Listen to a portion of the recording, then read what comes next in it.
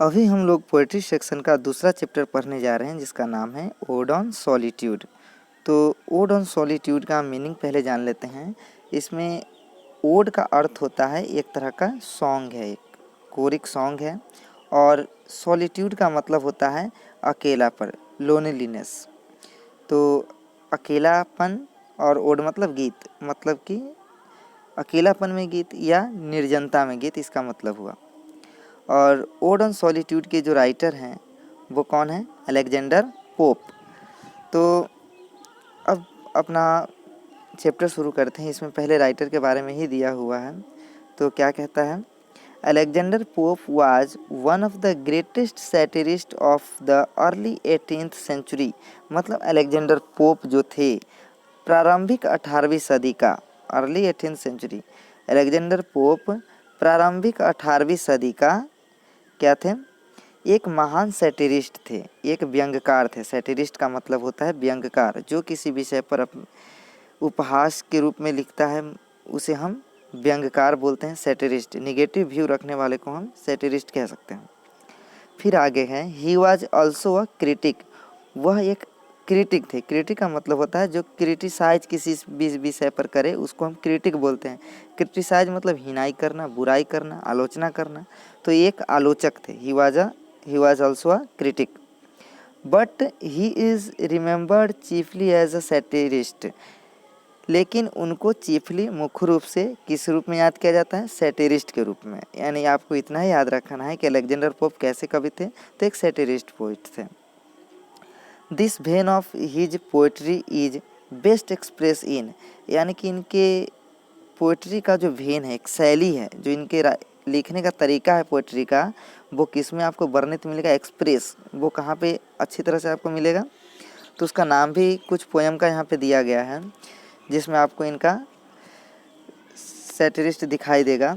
तो उसका नाम है the rape of the lock, the Dunciad and epistles. ये 3 पोयम यहाँ पे नाम दिया गया है। 3 इनकी रचना है जिसमें आपको इनका सैटिरिस्ट व्यू दिखाई देगा। 2 of his other famous work are, इनका दूसरा और भी फेमस जो काम है वो है essay on criticism and essay on man. समझ गए?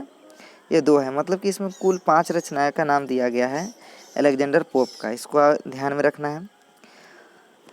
अब नेक्स्ट पैराग्राफ पढ़ते हैं। Ode is a poem address to a person और एन ऑब्जेक्ट। ओड एक तरह का पोयम है। ओड एक कविता है जो किसको संबोधित है? पर्सन और ऑब्जेक्ट को। The Greek word ode meant a choric song. अब देखिए यहाँ पे दिया है कि ओड का मतलब क्या होता है। पहले दिया है ode is Greek word. Ode जो है एक कैसा वर्ड है? ग्रीक वर्ड है जिसका मतलब होता है कोरिक सॉन्ग, एक गाना होता है। जनरली एकॉम्पनीड बाय डांस, जो किस चीज़ के साथ किया जाता है? एकॉम्पनी का मतलब होता है साथ देना, तो एकॉम्पनीड बाय डांस, जो डांस के साथ किया जाता है। मतलब ओड एक ऐसा सॉन्ग है जो विथ डांस, डांस के साथ किया जाता है।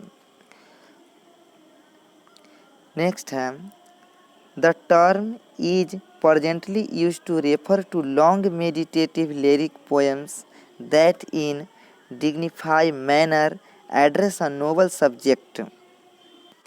मतलब यह पद अब लंबी ध्यान विषय के गीत कविता के संबंध में प्रयुक्त है जो विशिष्ट रूप से विशिष्ट विषय को संबोधित करता है। समझ में आ गया? The term is presently use to refer to long meditative, यानी कि लंबा मेडिटेटिव लिरिक को यह रेफर कर रहा है। फिर आगे कहता है, नेक्स्ट देखते हैं line, in the present poem, यानी अभी जो वर्तमान पोयम है जिसका नाम है ode on solitude, the poet drew a beautiful picture of happy man. यानी ओड ऑन सॉलिट्यूड में किस चीज़ के बारे में दिया गया है? तो एक हैप्पी मैन के बारे में बहुत सुंदर तरह से व्याख्या इसमें किया गया है कि एक हैप्पी मैन क्या होता है। तो अब हम लोग अपना पोयम शुरू कर रहे हैं।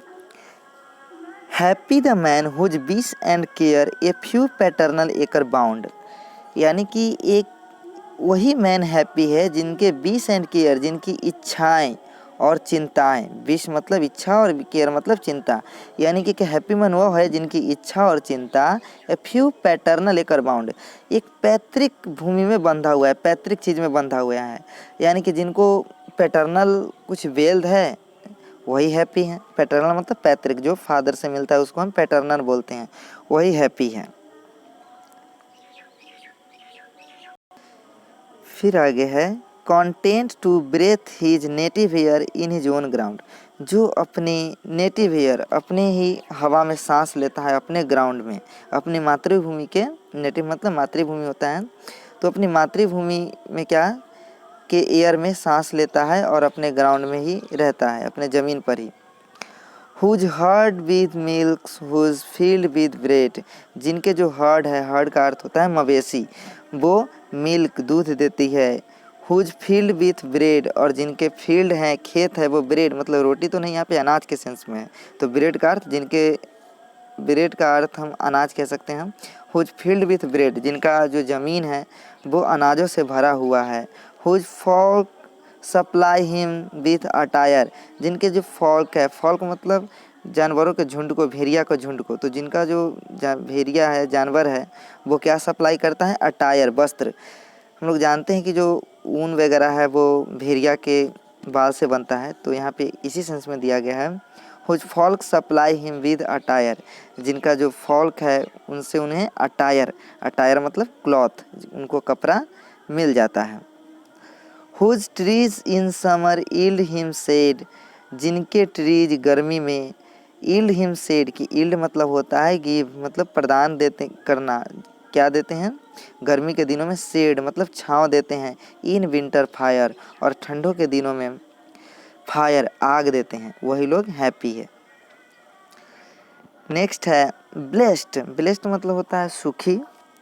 Blessed who can unconcernedly find hours day and years, यानी वही सुखी है जिसको अनकंसर्न, जिसको किसी से मतलब नहीं है, कंसर्न मतलब होता है रिश्ता रखना, किसी से संबंध रखना, जिसको किसी से मतलब नहीं है, और क्या करता है, hours day and years slides of ten away, और जिनका घंटा दिन और साल एकदम आसानी से बीतता है, एकदम प्यार से। In health of body peace of mind, यानी कि उनका शरीर की स्वास्थ्य और मन क्या हो, शांत हो। क्वाइट ए डे मतलब शरीर से स्वस्थ, मन से शांत, दिन भर निश्चित रहता है, क्वाइट निश्चित रहता है, कोई चिंता फिक्र नहीं है, वही लोग हैप्पी हैं। कहता है sound sleep by night study and ease, sound sleep का अर्थ हुआ गहरी नींद रात में, स्टडी एंड ईज जो अध्ययन करता है, और ईज मतलब आराम भी करता है। टुगेदर मिक्स स्वीट रिक्रिएशन, ये दोनों साथ में मिलकर बहुत ही स्वीट रिक्रिएशन, रिक्रिएशन का अर्थ होता है अम्यूजमेंट, मनोरंजक, सुखद, ये दोनों साथ में क्या उनके जीवन को सुखद बनाते हैं, मनोरंजक बनाते हैं। And innocence which most does please with meditation, और एंड इनोसेंस, इनोसेंस का मतलब निर्दोष या सच्चाई, तो और सच्चाई के साथ which most does please with meditation, जो क्या है, जो अत्यधिक आनंद देता है चिंतन मनन के साथ।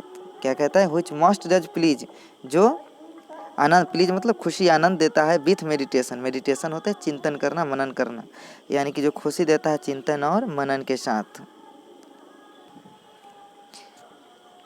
आगे कहता है दस let me live unseen unknown, दस अनलैमेंटेड लेट मी डाई, मतलब दस मतलब इस प्रकार, दस का अर्थ हुआ